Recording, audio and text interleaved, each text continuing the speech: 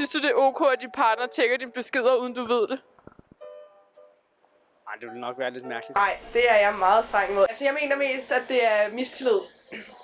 At når det er et forhold, hvis der er en, der er rigtig jaloux, så må det være fordi, at man ikke stoler på den anden. Jalousi påvirker helt klart mistillid. Hvornår mærker du selv jalousi?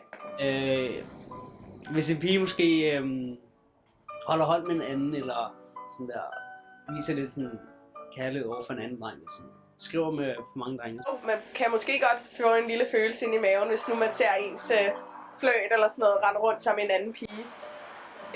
Men det tror jeg er normalt. Det er ikke sådan, at de ekstremer, sådan at man måske forhindrer kæresten i at tage et sted hen, fordi man er bange for, at de laver noget til en fest og sådan noget.